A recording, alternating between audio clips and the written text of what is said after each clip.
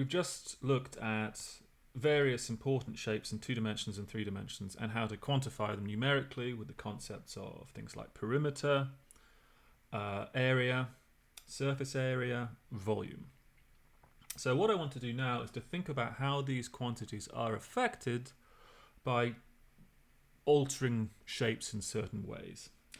So let's take 2 shapes, S and T, or solids. What I'm going to say works perfectly well in 2 or 3 dimensions. So let's take S and T shapes, or indeed solids. We say that S is similar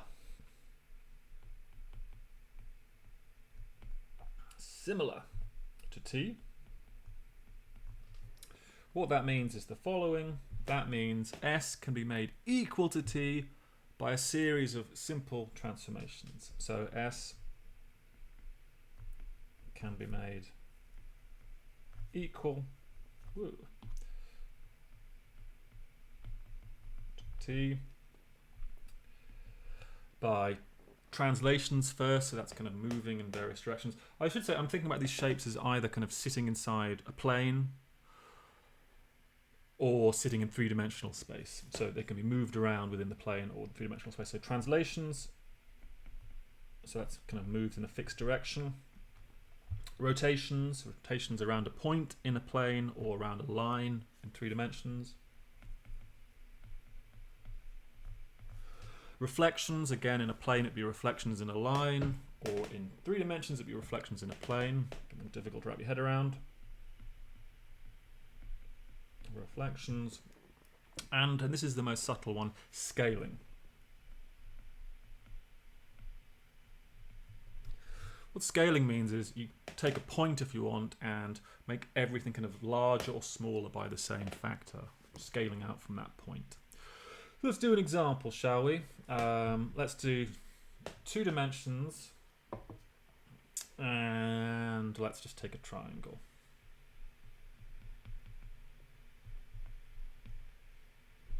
So let's take triangle. It's nice enough. Let's call this S. So let me just show you what I mean by these operations. So translation would be take this guy and move it in some direction. So there it is. Translation could be any direction. This is all translated. So you can translate it. And then, of course, you could rotate it. So I'll do them both simultaneously. So there we go. There's an example of what is that? That's both a translation and a rotation, because I had to move it around and then rotate it. So this would be translate and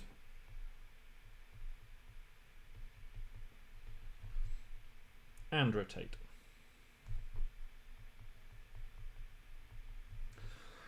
Next, we could reflect this. Okay, well, let's in 2 dimensions. I need to reflect it in a line, so I've got all sorts of options. Let's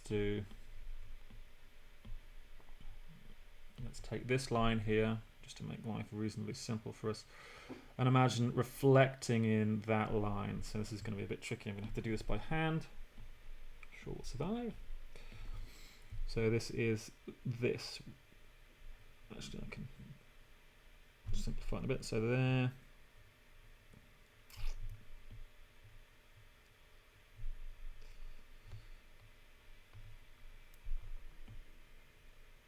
That's about right. Yeah, that's not too bad. That'll do. Maybe if I move it slightly away, it's a bit more accurate. It's not. There we go. Reflection in that. So reflect.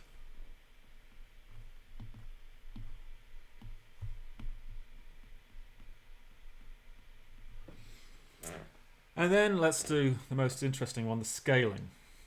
So let's first of all translate it to get out of the way, just so it's not cluttered, and then let's scale it.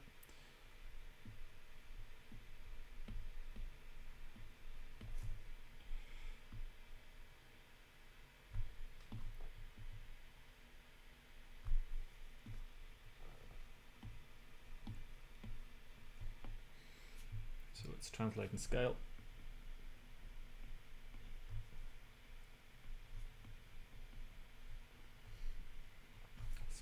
So what do I mean by that? Well, let's just grab the guy.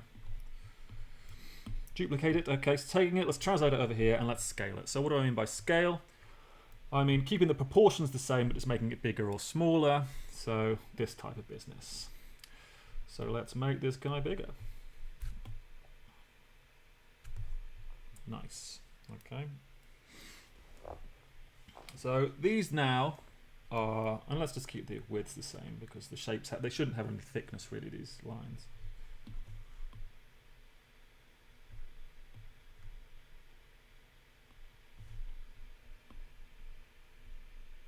Yeah, let's keep it the same just for neatness. There we go. So that's making it bigger, and let's call this guy T, of course, because this is what I mean by saying that S can be made equal to T by a series of these transformations. So T over here. So S and T are said to be similar. Said to be similar. When you're scaling, it's pretty obvious that there is some sort of number which is involved. For example, here, if I was to label this side, let's say L, there's a corresponding side to this, which is over here, of course, and it's going to have size K, L, for some K. That K is a fixed number determined by the scaling. It's called the scale factor.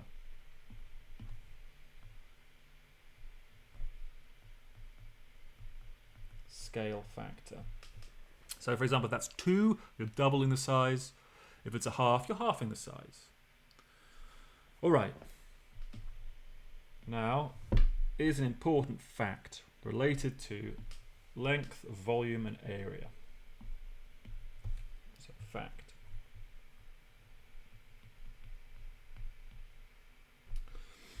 So if we scale by factor k,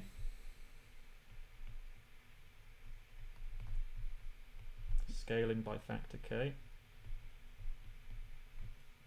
Well, first of all, what does it do to lengths? Well, basically, by definition, essentially, it takes all lengths of your shape and multiplies them by k. That's kind of what scaling means. So it multiplies all lengths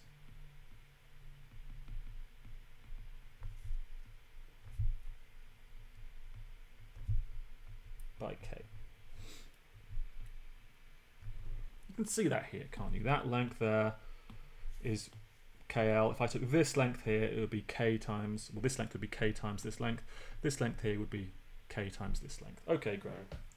What about areas? Now, this isn't so obvious, but it's kind of intuitive. If all the lengths are being multiplied by K, it's tempting to think the same thing is true of areas, but areas, remember, at least for rectangles, as we're going to see, are the product of two lengths, right? A times B in a rectangle, the base and the height. And if each of those is turning into K times A, then the area is not going to change by K, but K squared. So that turns out to be true in complete generality. Multiplies any areas, so surface areas, things like that, by K, not just on its own, but K squared. Finally, and you can probably guess this, volumes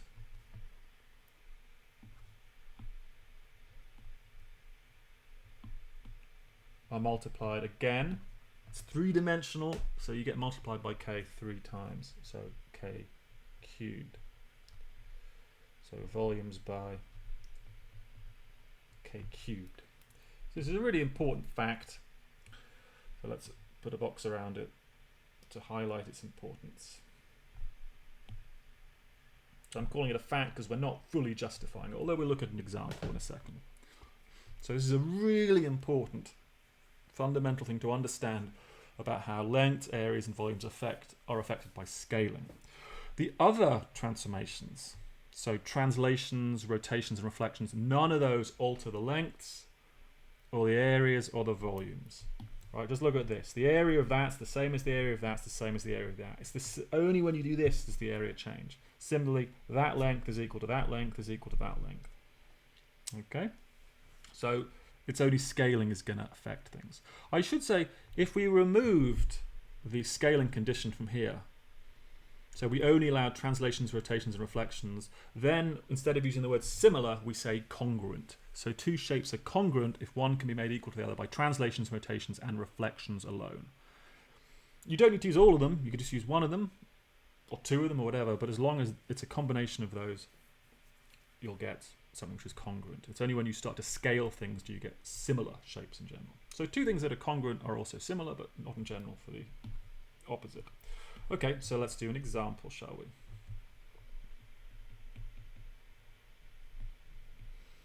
Let's do a nice example. Let's do a rectangle to really verify this, or a rectangular solid to really verify it, because it's such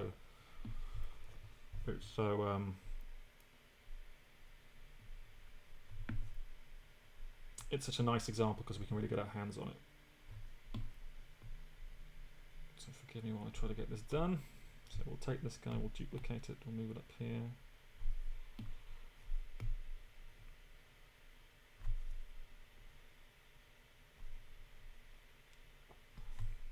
Okay. So let's do a few things to tidy this up a little bit.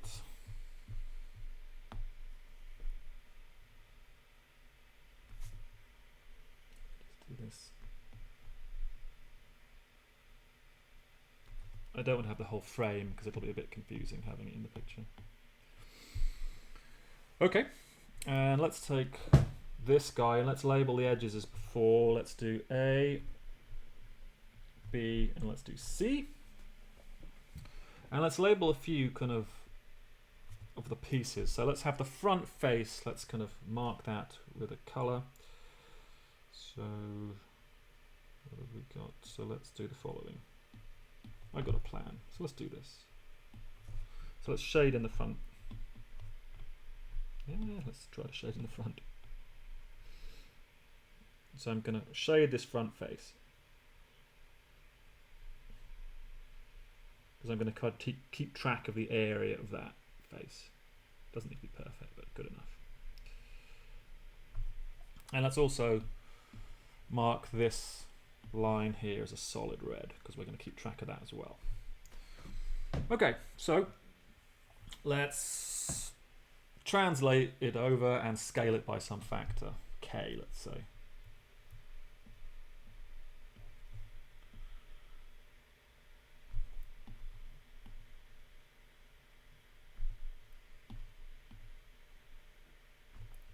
Why is it never simple? Why is it never simple? Okay, so yeah, let's translate and scale by factor k.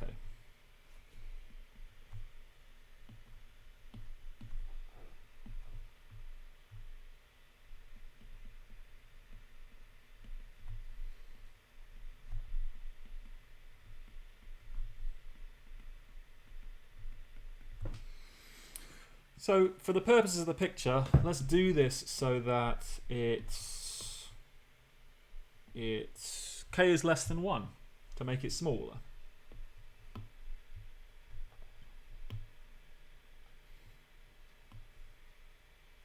So yeah, let's do that. Whoa, so close.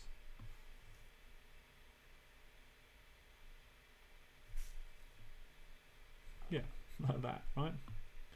So I've taken it, translated it over, scaled it down.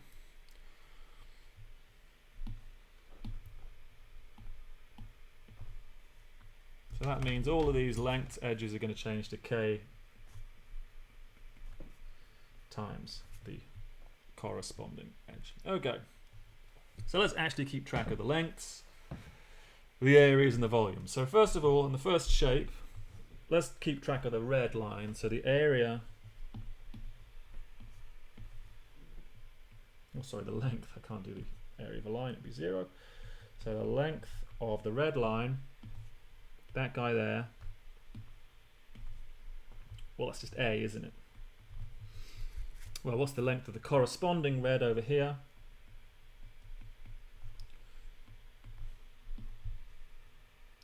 bit smaller, so I'll do like that.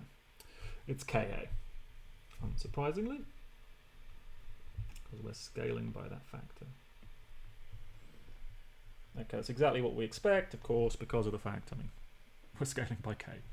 Now, what about the areas? Well, look at this surface. What area does that have? So the area of the red, area of this business, is equal to, well, A times B. Well, let's go over here. What's the area of the red again? Well, it's going to be Ka times Kb. But remember, we can move things around when we multiply, so this is going to give me what? K squared times AB, which is exactly what we expect, right? It's the area of this face multiplied by K squared, exactly as this fact tells us. Finally, let's do the volume of the whole. So really what I'm doing here is justifying, in this special case of a rectangle, or rectangular solid, sorry, that these things are true. So the volume is equal to A times B times C, of course. What's the volume over here? It's equal to Ka times Kb times Kc. Rearranging gives K cubed at the front times A, B, C. Exactly as expected. Very neat. All right. So a really important thing about similar shapes is that if you take lengths within two similar shapes and look at their ratios, they're unaffected. So let me show you what I mean by that a bit more carefully. So this is a really crucial thing about similar shapes. So important consequence.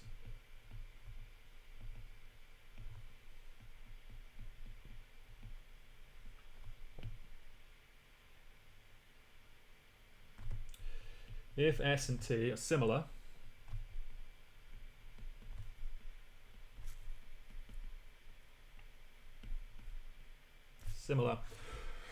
then ratios of corresponding lengths are equal.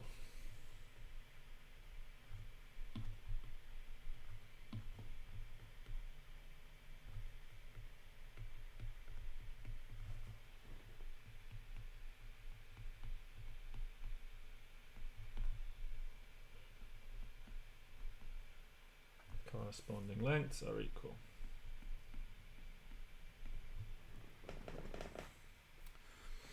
Ratios of corresponding lengths are equal. So what does that mean? Well, let's just show an example.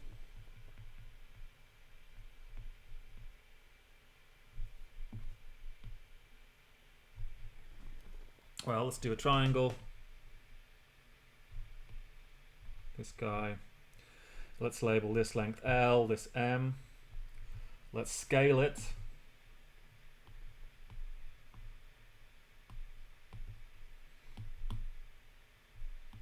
Like this, let's say.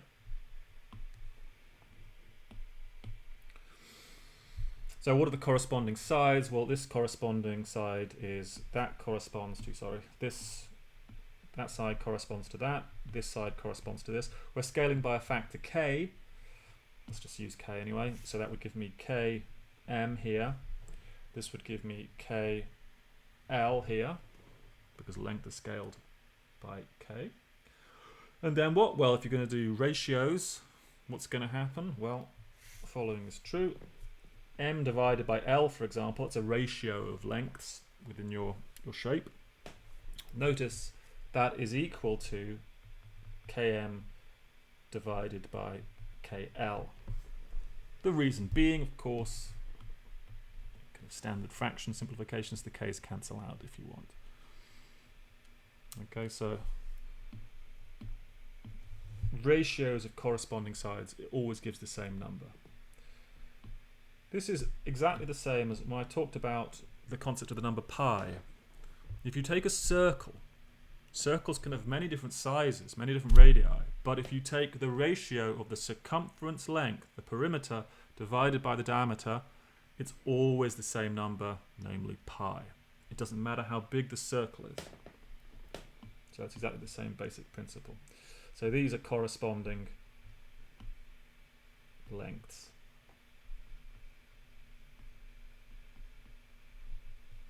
Better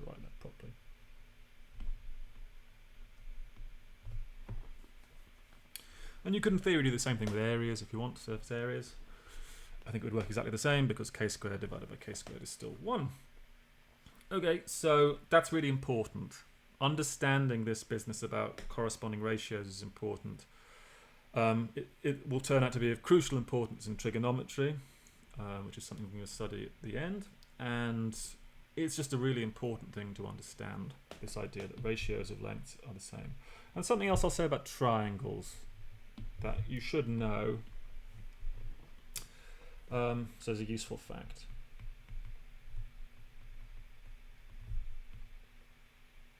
Useful fact. I mean, two triangles, when are they similar? Well, they're similar basically if they have the same internal angles. And because the sum of the ratios, or the sum of the internal angles of a triangle is 180, or pi if you're doing it in radians, that means that you only need two angles to be the same. So two triangles are similar if and only if they have two internal angles in common.